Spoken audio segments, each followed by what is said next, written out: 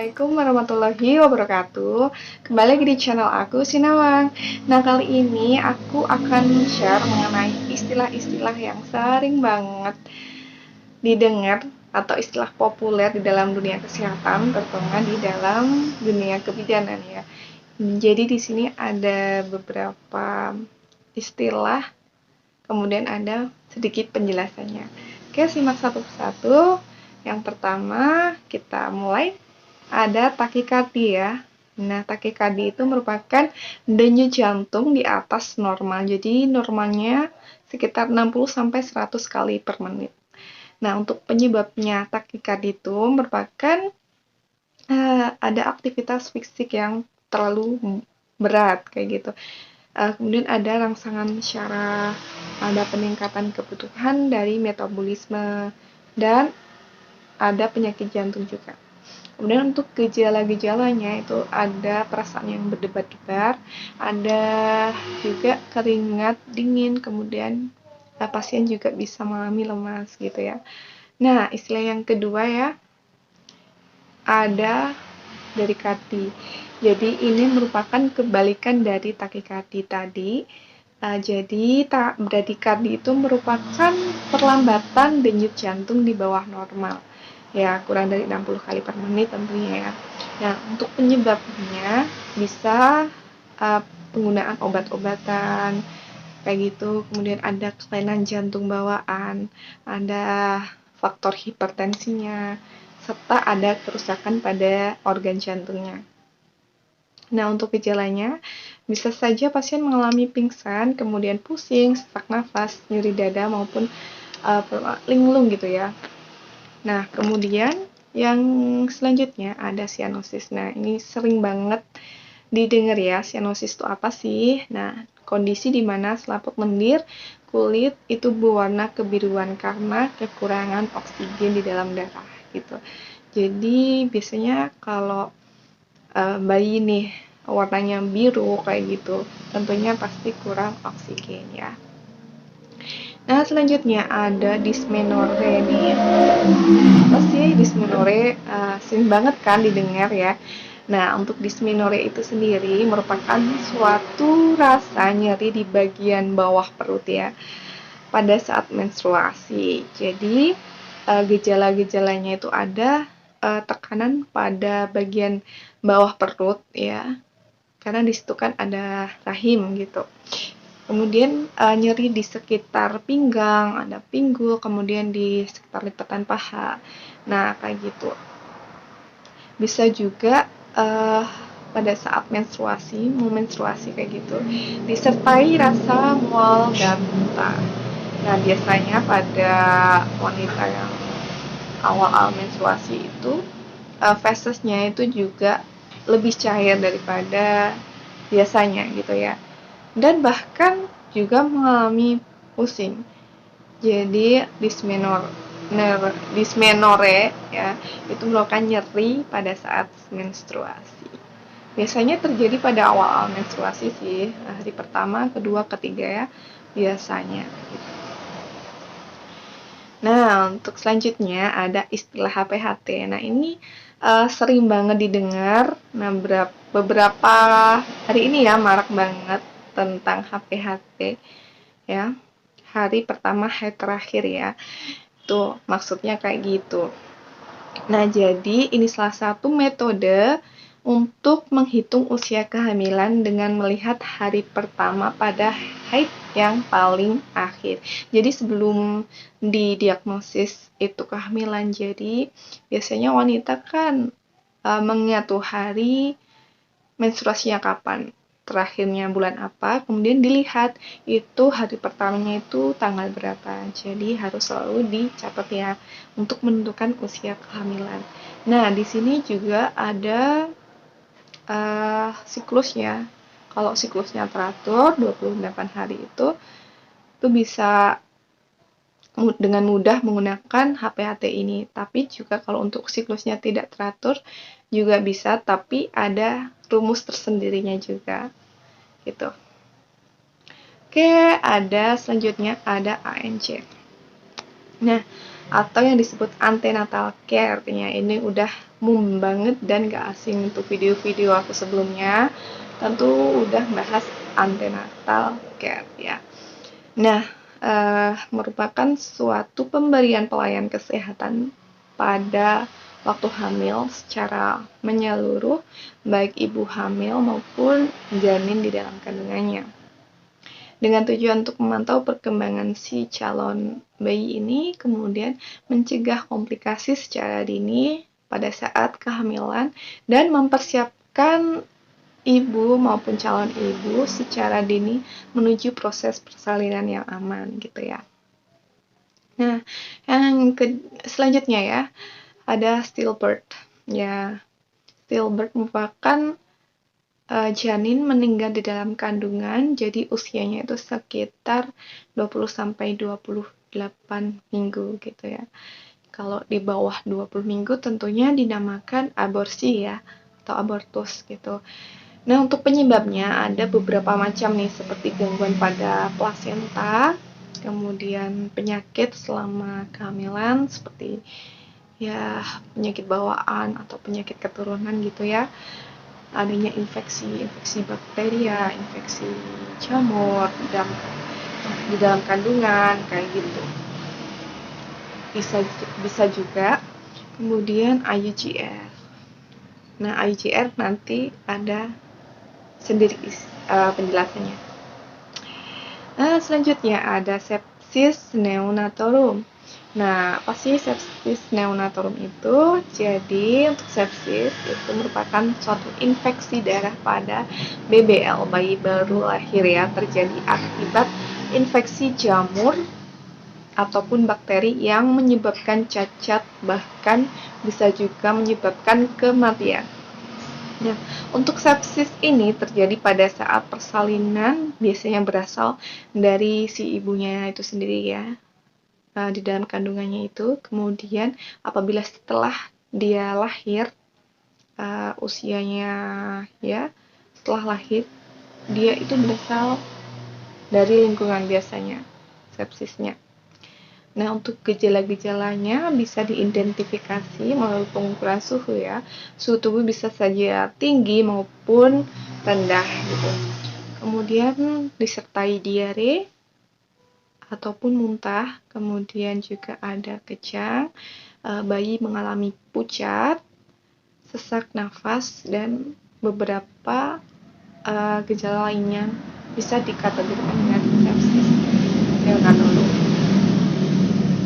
Oke, selanjutnya ini ada resusitasi pada BBL ya terutama.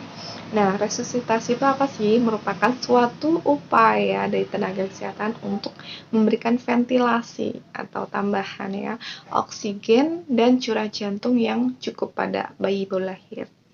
Nah, hal ini digunakan untuk menyalurkan oksigen di dalam otak, kemudian organ-organ penting seperti jantung, kemudian dan yang lain-lain ya. Ini terjadi pada BBL dengan kasus asfiksia, jadi tidak bisa menangis ya.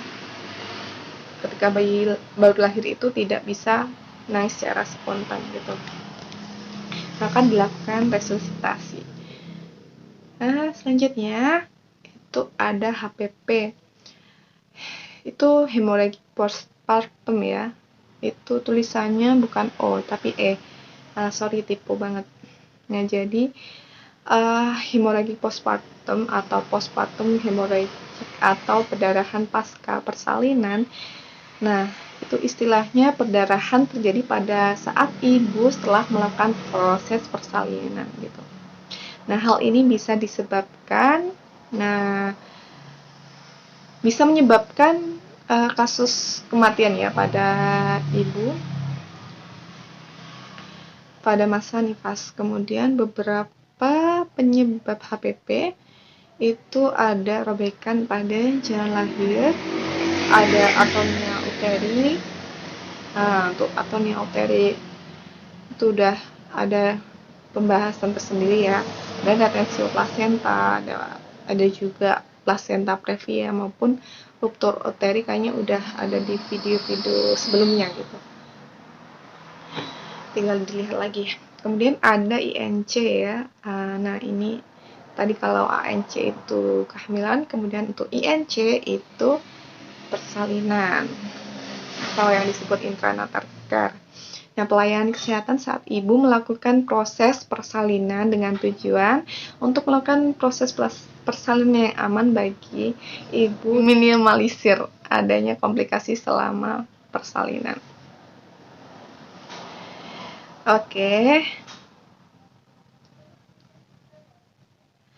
Nah, selanjutnya ada PNC ya, atau postnatal care. Jadi, PNC merupakan suatu asuhan masa nifas dengan memberikan pelayanan kesehatan selama masa nifas pada ibu setelah melakukan proses persalinan, baik itu di dalam pelayanan kesehatan maupun di luar pelayanan kesehatan, seperti di rumah, kayak kunjungan rumah kayak gitu ya.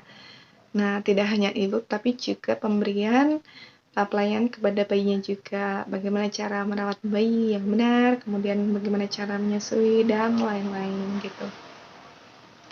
Nah, selanjutnya ada palpasi abdomen nih. Nah, ini biasanya seringkali dilakukan pada saat ibu ANC, INC maupun PNC ya. Untuk palpasi abdomen merupakan suatu metode pemeriksaan kesehatan dengan melakukan perabaan di bagian perutnya. Ya, hal ini untuk mengetahui letak posisi janin, kemudian usia kehamilannya tuh udah menginjak berapa minggu, DJJ-nya berapa. Nah, DJJ itu denyut jantung janin. Kemudian ada untuk mendeteksi kontraksi rahimnya itu bagaimana, maupun kelainan-kelainan yang terjadi pada abdomen seperti adanya tumor kayak gitu ya, bisa juga dideteksi awal melalui palpasi. Kemudian juga bisa dilakukan nih penurunan uterus gitu setelah melahirkan gitu ya. Itu merupakan palpasi abdomen, metode pemeriksaan secara perabaan di bagian perut. Kemudian selanjutnya ada morning sickness nih. Nah, bisa disebut dengan emesis gravidarum ya, atau mual muntah selama kehamilan. Yang hal ini menjadi salah satu tanda kehamilan yang semu atau tidak pasti gitu. Nah, hal ini biasanya sering terjadi pada pagi hari, makanya dinamakan morning sickness. Tapi juga tidak dipungkiri ya, bisa terjadi selain pagi hari juga gitu. Nah, hal ini disebabkan karena hormon HCG-nya itu sudah mulai meningkat. Nah, hormon HCG ini bisa juga mengalami peningkatan dengan dideteksi melalui air kencing. Jadi, kenapa sih ibu hamil itu hamil atau tidak bisa dideteksi dengan mau tes pack itu dengan air kencing. Jadi karena hormon HCG lah yang tinggi gitu ya, positif negatifnya itu. Nah, untuk emesis gravidarum ini juga ada istilah lain nih, yaitu hiperemesis gravidarum. Jadi untuk hiperemesis gravidarum itu lebih dari emesis gravidarum. Jadi mual muntah yang berlebihan banget. Jadi biasanya tuh sehari sampai 50 kali. Pokoknya ini gejala yang parah banget, sampai ibunya itu dehidrasi, sampai ibunya itu lemes dan tidak berdaya. Nah, ini harus dikonsultasikan dengan tenaga kesehatan ya. Kalau ini. Oke, selanjutnya ada menoragi. Jadi, menoragi itu merupakan suatu banyaknya darah yang keluar pada saat menstruasi yang terlalu berlebihan. Jadi, banyak banget darah yang keluar. Biasanya rata-rata darah menstruasi kan 30-40 ml tuh. Tapi dia tuh berlebih. Nah, sekitar 60-80 ml. Nah, hal ini bisa dideteksi melalui pengukuran pembalut ya. Jadi, apabila pembalutnya itu penuh gitu, sering penuh. Nah, bisa dideteksi adanya menoragi. Kalau wajar gitu, tidak terlalu banyak, wajar, tidak tembus kayak gitu, ya insya Allah normal. Nah, selanjutnya ada mekonium nih. Nah, mekonium itu apa sih? Nah, mekonium merupakan feses atau tinja pada bayi baru lahir ya. Nah, biasanya itu pada awal-awal bayi baru lahir itu berwarna hitam kehijauan dengan tekstur yang kental dan masih lengket. Nah, kemudian setelah beberapa hari itu biasanya berubah menjadi ke kuning kehijauan sekitar 4-5 harian gitu. Itu namanya mekonium ya. Nah, selanjutnya ada lokia nih. Lokia merupakan suatu cairan yang dikeluarkan dari uterus pada masa nifas ya. Jadi banyaknya lebih dari darah menstruasi. Nah, untuk bau biasanya itu baunya anyir ya, tetapi kalau busuk itu perlu diwaspadai adanya infeksi. Terlebih lagi ibu mengalami demam, jadi perlu diwaspadai adanya infeksi ya kalau lokeanya itu mulai berbau busuk. Nah, jadi ada beberapa jenis lokea ya. Yang pertama itu lokea rubra, jadi itu merah-merah, kemudian lokea sanguinta, ada lokea serosa dan lokea alba. Itu lokea alba yang udah putih, udah bersih. Selanjutnya ada leukorea. Nah, tadi lokea, sekarang leukorea. Jadi hampir-hampir mirip ya, tapi ini beda banget. Kalau leukorea itu merupakan keputihan atau keluar cairan berwarna putih atau kekuningan, keabu-abuan pada vagina gitu. Hal ini berguna untuk melindungi vagina dari iritasi maupun dari infeksi ya. Jadi di dalam vagina itu ada keputihan yang normal dan tidak normal. Untuk yang normal itu ada ciri-cirinya seperti lendir yang berwarna bening ataupun keputihan yang pastinya tidak berbau dan tidak gatal.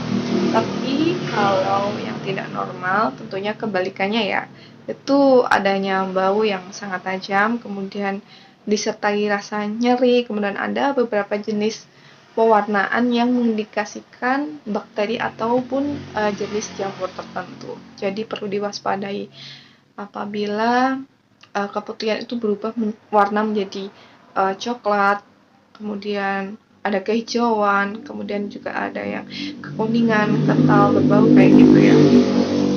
Dan selanjutnya ada kontrasepsi.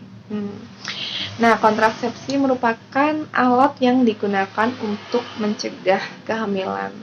Nah, kehamilan itu kan bertemunya sel telur dan sel sperma. Jadi kontrasepsi itu alatnya untuk mencegah kehamilan supaya ibu itu tidak hamil secara terus-menerus ya. Kasihan banget kalau ibu udah hamil kemudian tidak menggunakan alat kontrasepsi kemudian hamil lagi. Kasihan si anak yang pertamanya, anak sebelumnya. Jadi belum organ reproduksinya kan belum sembuh secara total, kemudian udah hamil lagi kayak gitu kan. Perlu dikasih jarak ya dalam kehamilan itu. Jadi biar organ reproduksinya tuh siap secara matang, secara keseluruhan untuk kehamilan yang berikutnya.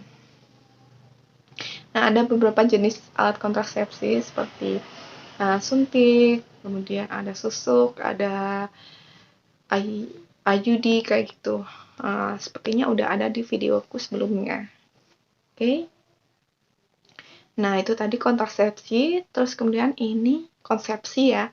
Beda banget. Nah, untuk konsepsi itu adanya pertemuan sel telur dan sel sperma, atau yang bisa disebut fertilisasi atau pembuahan.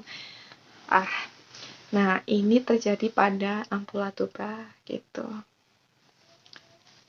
Nah, proses kehamilan itu dilewati dulu melalui proses konsepsi ya. Nah, untuk selanjutnya ada IUFD atau intrauterine fetal death.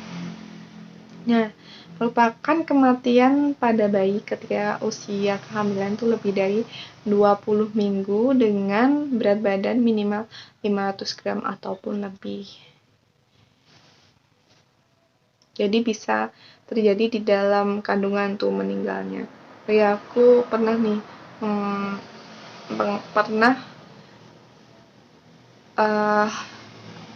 pernah menjumpai orang dengan IUFD nih, kasihan banget ibunya, bayinya mati di dalam kandungan ya. Nah, selanjutnya ada IUGR tuh. IUGR tuh intrauterine growth restriction. Nah, dimana kondisi janin itu tidak sesuai dengan berat badannya atau pertumbuhan janin itu mengalami keterlambatan atau terhambat gitu ya. Hal ini bisa dideteksi dengan ketidakseimbangan antara besar rahim maupun usia kehamilannya ya, melalui pemeriksaan tadi kayak pemeriksaan palpasi ataupun USG untuk lebih tepatnya, lebih jelasnya. Nah, terakhir itu aja yang mungkin bisa aku sampaikan. Sebenarnya banyak ya istilah-istilah, cuma itu tadi yang paling populer, paling sering kali kita dengar kalau udah masuk dalam dunia kebidanan gitu. Nah, makasih udah nonton. Jangan lupa untuk subscribe, like, dan komen.